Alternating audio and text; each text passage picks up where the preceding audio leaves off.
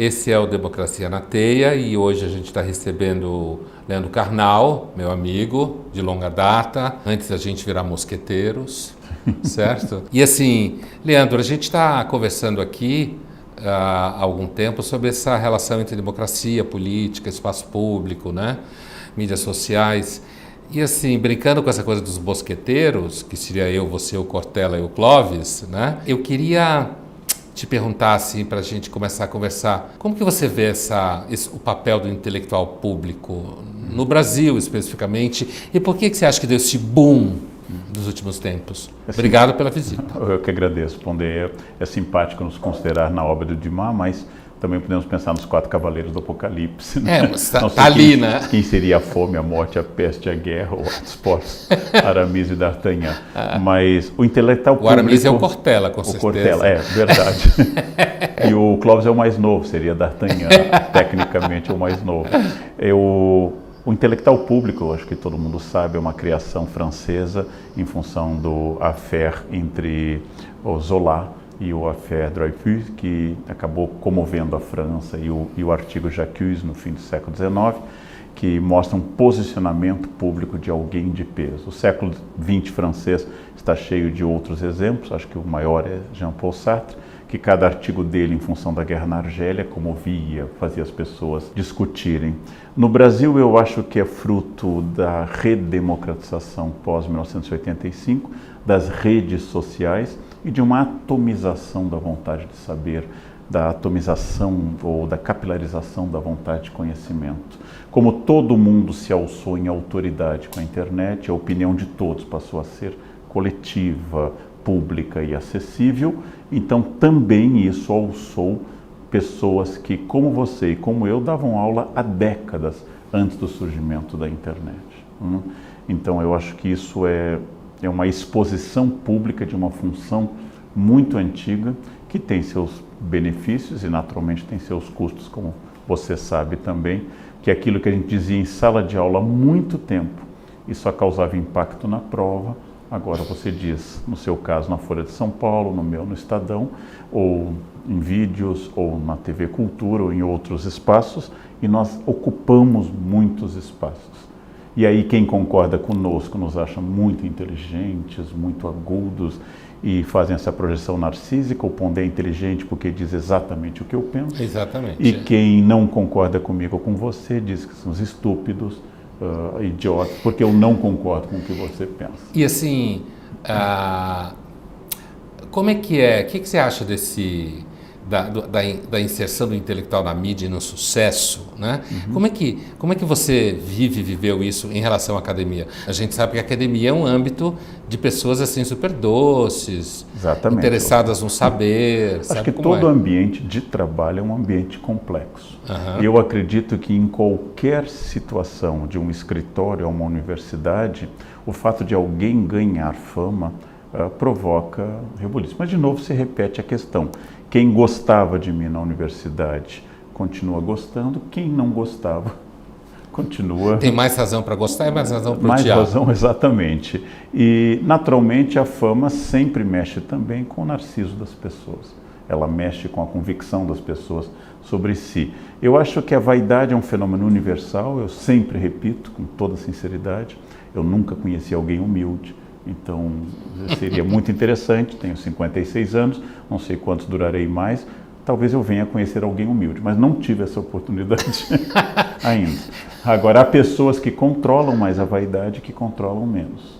As mais vaidosas. As mais vaidosas controlam melhor a vaidade. Exatamente, porque a vaidade é um excelente antídoto para a vaidade. Então, eu não faço tal coisa porque eu acho que pode arranhar a minha imagem. Então, a vaidade faz com que você controle a vaidade. Assim, eu lembro que uma vez eu não lembro qual foi a fonte, ou se a gente estava junto, ou você escreveu uma coisa sobre a minha pesquisa de doutorado do jansenismo, né? E Você não tem algo de jansenista também, apesar de ter sido educado em escola jesuíta, como eu também fui, mas assim, esse teu comentário sobre vaidade é um tema que você está sempre perseguindo. Há algo de jansenista em você, de duvidar da natureza humana? Sim, eu acho que é um traço, inclusive, que me aproxima da sua posição, que é mais conservadora em geral que a minha. Coisa difícil para as pessoas entenderem que eu gosto de você, sou seu amigo e não concordo com tudo que você diz. Porque no nosso mundo, não concordar é eliminar. Hoje em dia está assim mesmo. É curioso, né? Então eu digo publicamente, né? Leio, e o seu texto sobre o homem insuficiente, ele ilustra nessa heresia do catolicismo uma descrença que eu tenho na perfectibilidade humana, que me aproxima do Burke, que me aproxima dos grandes clássicos conservadores. Mas eu não acho que como eu sou ateu como você, eu não acho que a gente precise dar graça para essa perfectibilidade. Então essa perfectibilidade, esse neologismo que se remete depois para Aristóteles, que nunca usou essa palavra, ela pode nascer da ação humana, porque eu sou historiador e não filósofo, ainda que tenha formação filosófica com os jesuítas, mas sou historiador. Então, seres humanos agem e as coisas podem melhorar ou piorar. Então não chega ao radicalismo do príncipe de Salinas no Leopardo, que diz que as coisas vão melhorar um pouco e depois vão piorar. Muito. Quando anunciam ele que ele poderia ser senador pela Nova Itália. Eu acho, por exemplo, que a situação da mulher e o combate ao racismo hoje está melhor do que há 100 anos. Sim, sem acho dúvida. Que sim. E isso não foi fruto de uma graça infusiva extraordinária, isso não foi fruto de um acidente celeste, isso foi fruto de ação concreta de pessoas que lutaram para isso, consagraram na lei ou nos costumes, na prática ou nos desejos, que uma mulher, por exemplo, hoje possa se divorciar, casar de novo e não seja um peso como era antes da aprovação, por exemplo, do desquite no fim da década de 70 ou do divórcio depois. Eu lembro, no final dos anos 70, quando alguém falava assim, fulana é desquitada. Isso tinha um significado entre os adultos lá, de que agora ela estava disponível para sexo. As outras mulheres se afastavam dela, né? Porque achavam que os maridos iam começar a querer sair com elas. Quando eu fui criança em uma cidade pequena do interior gaúcho, conservadora, e de uma família conservadora, e tínhamos apenas uma menina na sala, fruto de pais separados, e quando ela não aprendia polinômio, a explicação dada em público era essa: é óbvio, os pais são separados. A separação dos pais impede o aprendizado do polinômio, em nome de Newton, de cadeia fenol orgânica, porque os pais são separados. Deviam imaginar que existe algum tipo de conturbação, exatamente, de família instável. Então, todo mundo tinha dificuldades com certos conteúdos, mas ela, quando não aprendia, era dito claramente, né? É óbvio. E não havia possibilidade de você ter sociabilidade com alguém que fosse filho de uma... Era melhor sair na casa de pais que se odiassem, mas estivessem formalmente casados e mantivessem o leito a contragosto. Né? Você uma vez falou que uma das melhores formas de conter o desejo sexual é casando. Exatamente.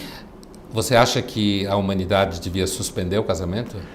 Matematicamente, nós sabemos desde o relatório Kinsey e Master Johnson que o casado tem mais sexo do que o solteiro, apesar da propaganda dizer o contrário. Mas é uma lógica da natureza até o momento, ainda que eu acredite pouco numa natureza humana, mas é uma lógica que a repetição tende a diminuir o entusiasmo. Sim.